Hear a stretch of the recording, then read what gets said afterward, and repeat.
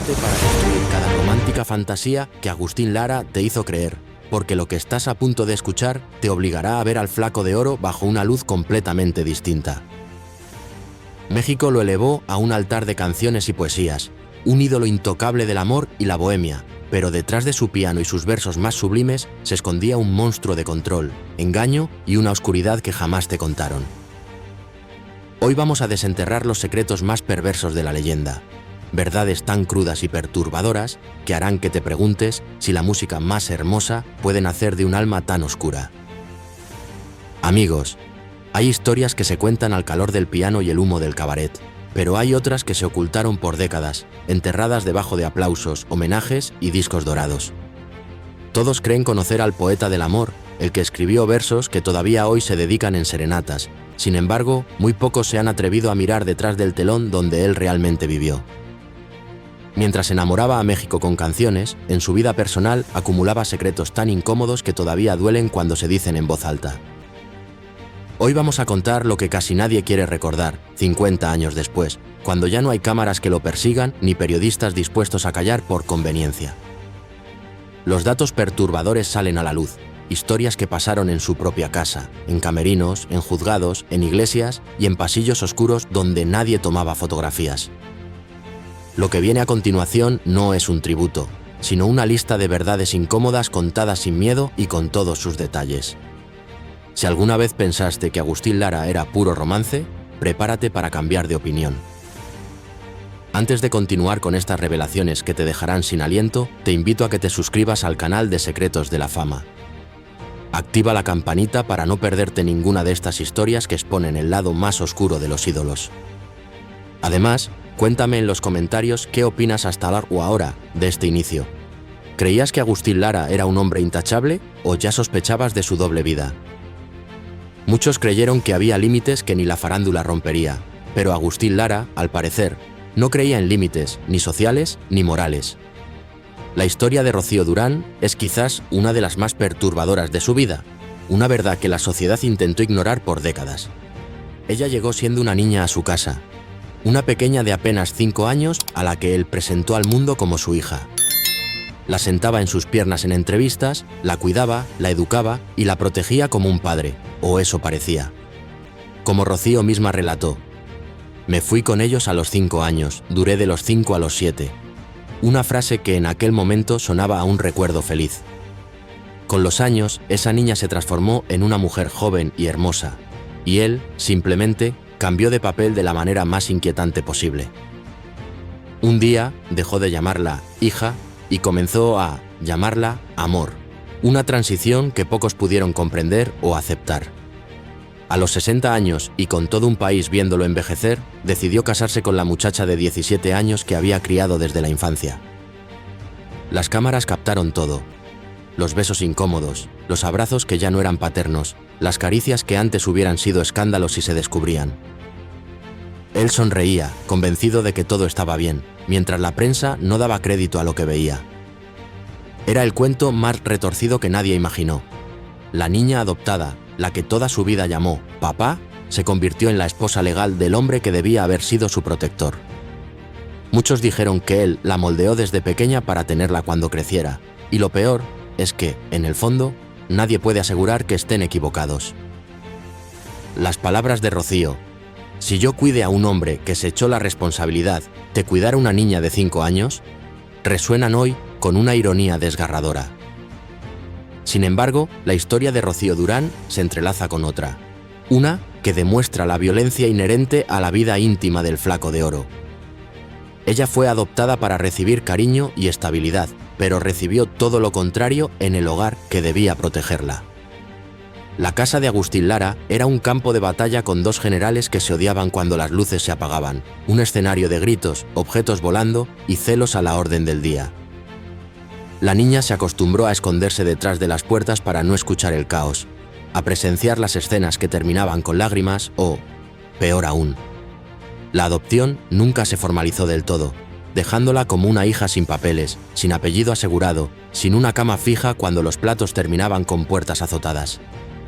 Ella fue la espectadora más joven de una relación tóxica que marcaría su visión del amor para siempre. Creció sin comprender por qué dos adultos que se decían amar se destruían con tanto gusto. Y cuando esos dos adultos se separaron, ella quedó en el limbo, perteneciendo a ambos y a ninguno a la vez. Esa historia terminó transformándose en un destino retorcido, el de casarse con el hombre que la había criado como hija, cerrando un círculo que, sin duda, estaba torcido desde el principio. Una niña marcada por el caos que finalmente se unió al causante de su confusión. Pero el capítulo más oscuro de su vida conyugal, un incidente que se ha susurrado en los círculos más íntimos de la farándula mexicana, involucra a una de las divas más grandes de todos los tiempos. Cuando se anunció su matrimonio con María Félix, México creyó ver el amor hecho noticia, la diva más poderosa del cine nacional junto al compositor del romance. Parecía perfecto, un cuento de hadas para la prensa y el público. La doña, con su carácter indomable, recordaría más tarde que la compañía de Lara le gustaba tanto como su música, reconociendo una atracción recíproca, quizás más fuerte de lo que el público imaginaba. Pero detrás de las cámaras, el paraíso ardía. Agustín era celoso, inseguro y obsesivo, mientras María era libre, deslumbrante y muy consciente de su propio poder. La combinación explotó en discusiones con puerta cerrada que los vecinos escuchaban, en crisis frente a invitados y escenas que terminaban con lágrimas, o algo peor. Como ella misma testificó, aquí le presentó las joyas como prueba de mi perfidia, refiriéndose a un incidente donde él le exigía pruebas de fidelidad. Una noche, el monstruo del control se salió de la jaula. La pelea escaló, la furia reventó, y lo que siguió casi cambia la historia del cine mexicano para siempre. Un disparo resonó en la casa. La bala rozó la nuca de María Félix. 1 centímetro más y la doña hubiera sido mártir de la violencia doméstica más famosa del país. Ella sobrevivió, él se justificó, y la relación se volvió insostenible, con el divorcio siendo la única salida inevitable. Los periodistas solo pudieron preguntarse cuántas canciones de amor había escrito un hombre que confundía amar con poseer, con la necesidad de controlar y destruir. La doña, con la frialdad de quien ha visto la muerte de cerca, relató aquel momento de horror. Instintivamente me agaché y en ese momento soltó el balazo, que me pasó por la arribita de la nuca. Estas palabras, dichas por ella misma, desvelan una verdad perturbadora sobre el hombre que el mundo conocía como el más romántico de los poetas. Era una oscuridad que contrastaba brutalmente con cada nota de sus composiciones. Pero incluso antes de María Félix y Rocío Durán, existía una marca visible de la oscuridad de Lara, una cicatriz que le cruzaba la cara, casi tan famosa como sus canciones. Muchos creían que era parte de su personalidad bohemia, un sello de su vida nocturna y sus pasiones. Sin embargo, detrás de esa sonrisa torcida, se escondía una historia de violencia que él prefería contar a medias, disfrazándola con un halo de romance forzado. El mismo Agustín, según testimonios, solía decir que el amor lo había marcado, pero la verdad era mucho más cruda y menos poética. Su hermana, María Teresa Lara, recordaba que ella le decía: "Hado por su cicatriz, yo le decía que le iba muy bien, que le daba personalidad", intentando suavizar la realidad de su origen. En aquellos años, Agustín tocaba en cabarets donde el aplauso era moneda y el peligro estaba sentado en cada mesa, un ambiente volátil que lo formó. Una noche, una corista llamada Estrella, de carácter tan fuerte como sus piernas de bailarina, lo enfrentó después de que él, con el ego borracho, la humillara frente al público. Ella no respondió con lágrimas, sino con un envase de vidrio roto, abriéndole la piel desde la oreja hasta casi la comisura de los labios. La sangre le corrió por el cuello mientras la gente se levantaba de sus mesas para ver el brutal espectáculo. Desde entonces, la cicatriz se volvió parte de su máscara, un sello que él convenientemente transformó en leyenda.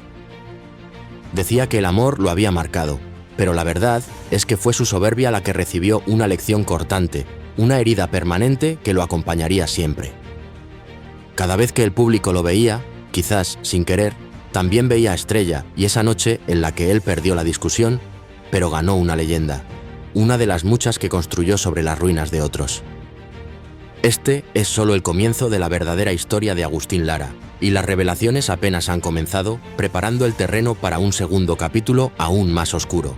Si creíste que las revelaciones del capítulo anterior te habían preparado para todo, prepárate para desenterrar secretos aún más profundos que el propio Agustín Lara se esforzó por mantener sepultados.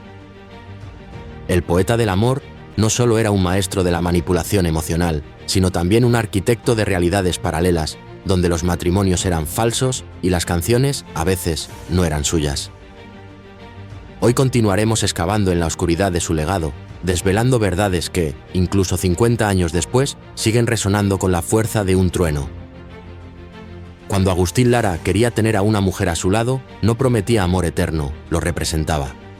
Montaba el espectáculo completo: iglesia, flores, invitados, fotógrafo, incluso un sacerdote.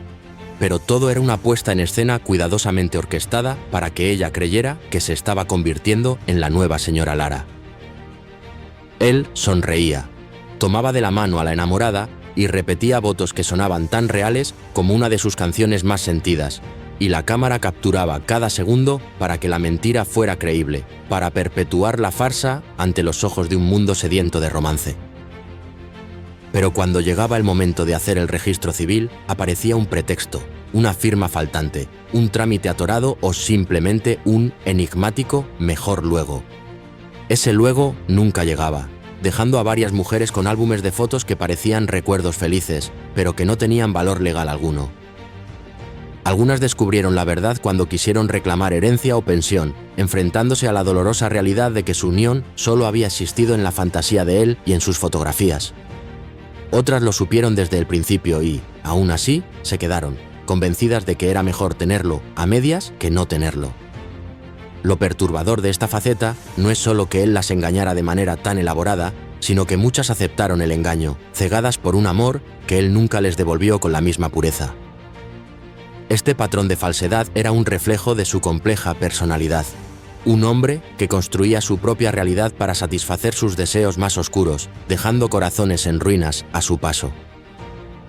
Hubo una mujer que creyó en él antes que nadie: Esther Rivas Orihuela. Se casaron siendo jóvenes, cuando Agustín aún no llenaba teatros ni presumía trajes elegantes, cuando su fama era una promesa lejana. Ella lo apoyó, lo acompañó y confió ciegamente en que ese músico flaco, con mirada intensa, tenía un destino grande, un camino hacia la inmortalidad artística. Y sí lo tuvo, pero él decidió que ella no cabía en ese destino, que no merecía compartir su gloria. Conforme fue haciéndose famoso, Esther quedó reducida al silencio, una sombra en la vida de un hombre que se negaba a reconocerla. Las infidelidades se volvieron rutina, una herida constante que ella intentaba sanar en vano. Ella reclamaba su lugar, su dignidad, pero él simplemente desaparecía, y un día no volvió. La dejó con lo poco que tenían, mientras él se lanzaba al mundo como si nunca hubiera sido esposo, como si su compromiso jamás hubiera existido. La negaba en público, se hacía el desentendido cuando le hablaban de ella, obligando a Esther a mostrar su acta matrimonial para que el país supiera que no mentía. Mientras él subía al escenario, aclamado por multitudes, ella se apagaba lentamente en el olvido. Cuando murió, lo hizo sabiendo que para el mundo él fue un ídolo, pero para su vida, ella fue apenas una nota al pie, una sombra borrosa en su meteórica carrera. Pero las sombras de Agustín Lara no solo afectaban a sus amantes. El fantasma del plagio comenzó a acompañarlo como su propia sombra, una mancha en su genialidad que muchos murmuraban. Cuando la obra de un artista es tan grande que supera generaciones, siempre surge la pregunta incómoda: ¿de dónde vino realmente tanto talento? En el caso de Lara, las dudas empezaron temprano entre aquellos que conocían el mundillo bohemio. Algunos especialistas notaban patrones repetidos en sus melodías, una familiaridad inquietante que no terminaban de encajar. Dentro del mundo bohemio, los rumores eran insistentes. Había quienes aseguraban que Agustín tenía el oído del siglo, pero la pluma se le trababa, que muchas canciones nacieron en mesas de cantina, donde varios compositores sumaban versos mientras él observaba en silencio, astutamente. Al día siguiente, la pieza ya estaba registrada, pero solo con un nombre: el suyo, borrando el rastro de la colaboración. Nunca hubo una investigación formal que lo hundiera por completo, pero la sospecha quedó latente. El Flaco de Oro defendía su genialidad con el pecho erguido, aunque no todos se tragaron el cuento de su inspiración única e inmaculada. La factura llegó en 1937, cuando el compositor Luis Moreno y una editorial lo demandaron por registrar como suya la canción Quisiera decirte, que en realidad estaba basada en una obra de Moreno. Esta vez no hubo escapatoria. Los tribunales le dieron la razón al demandante. Agustín perdió el caso, perdió dinero y perdió credibilidad. Pero la herida más profunda vino después, cuando se supo que María Bonita, su joya romántica, su himno más repetido y célebre, tenía fragmentos de una pieza compuesta por su amigo Chucho Monge. Esa traición destruyó una amistad que parecía inquebrantable, y el público comenzó a preguntarse cuántos de sus grandes éxitos tenían una historia así detrás, escrita en dueto, pero firmada en solitario. Pero el robo más íntimo aún estaba por revelarse, un golpe devastador contra su legado cuando ya no podía defenderse. Se difundió que su propia hermana, María Teresa, había compuesto varias canciones que él firmó como suyas, entre ellas nada menos que la icónica Veracruz. La partitura original, según los rumores, llevaba su nombre, desatando un debate feroz. Los expertos debatían, los medios olieron sangre y la pregunta se cernía: ¿había robado inspiración incluso dentro de su propia familia? El genio comenzó a verse como oportunista, como un hombre que no dudaba en apropiarse del talento ajeno para alimentar su propia leyenda. Lo más inquietante es que quizás jamás sabremos la verdad completa, el alcance real de sus plagios y apropiaciones. Lo único seguro es que, incluso en su propia sangre, hubo reclamos que quedaron sin resolver, polémicas que siguieron vivas mucho después de que él dejara de estarlo, dejando su legado permanentemente fracturado por la duda. Para entender las raíces de este hombre, hay que mirar atrás, mucho antes de los escenarios y la fama. Antes de ser compositor de salón y artista de televisión, fue pianista de burdel, un lugar donde se formó, realmente, rodeado de humo, alcohol y mujeres que vivían cada día como si pudiera ser el último. A los 13 años comenzó a tocar entre mesas en las que se negociaba de todo, menos caricias inocentes. Esa vida lo moldeó de una manera profunda e irreversible. Aprendió desde muy joven que en la noche la moral cambia y las reglas se doblan, que el deseo manda hasta donde alcanza el dinero y que el amor es un lujo que casi nadie en ese ambiente podía darse. Las mujeres que conoció en esos antros se convirtieron en sus musas, fuertes, heridas, peligrosas y fascinantes. Muchas lo marcaron más que cualquier debut en la radio o cualquier éxito posterior. Sus primeras canciones no nacieron del amor romántico de los cuentos de hadas, sino de la supervivencia emocional, de la cruda realidad de la vida nocturna. Aunque años después él escribiera letras dulces para actrices de cine, en el fondo siempre buscó aquella intensidad de cabaret que lo hizo sentir vivo por primera vez, aquella escuela de la noche que le dio sus primeras lecciones sobre el deseo y la pérdida. Su madre murió cuando él era niño, víctima de una enfermedad que arrasaba familias enteras. Y en vez de protegerlo, la vida lo empujó a una infancia llena de ausencias, a un vacío que jamás lograría llenar. Su padre era un médico militar con más disciplina que afecto, un hombre que nunca supo qué hacer con un hijo que prefería el piano al fusil, el arte a la rigidez castrense. Las caricias se sustituyeron con regaños y el hogar se volvió un lugar al que no valía la pena regresar, un refugio que no brindaba consuelo. Ese vacío lo obligó a buscar afecto en cualquier parte, aunque fuera falso, comprado o prestado por unas cuantas noches, repitiendo un patrón de apego y abandono. Su vida adulta fue una repetición eterna de esa herida, acercarse a las mujeres para luego alejarlas, como si la soledad doliera menos cuando se elige, cuando se ejerce control sobre la inevitabilidad. Las quejas de Lara sobre su aspecto físico eran constantes. Aunque muchas mujeres lo buscaron, él nunca se creyó digno de ninguna. Se miraba al espejo con desprecio, se consideraba feo, casi una broma de la naturaleza. Huesudo, cicatrizado, con dentadura falsa. Esa inseguridad fue su motor y su maldición, una dualidad que lo persiguió toda su vida. Necesitaba que las mujeres lo admiraran para sentir que valía algo. Necesitaba romper corazones para recordar que él todavía tenía uno, aunque fuera hecho pedazos. Las canciones más románticas nacieron de un hombre que no sabía amarse ni a sí mismo. Un hombre cuya belleza radicaba en la habilidad para convertir el dolor en arte. Un arte, eso sí, que cobraba vidas emocionales a su paso. Las musas, como él las llamaba, no solo le llegaban, sino que vivían con él, en su caótico universo. A los 72 años, la vida bohemia empezó a cobrarse cada deuda pendiente. Las madrugadas, llenas de copas y excesos, terminaron derribándolo dentro de su propia casa. Una caída grave que le fracturó la pelvis.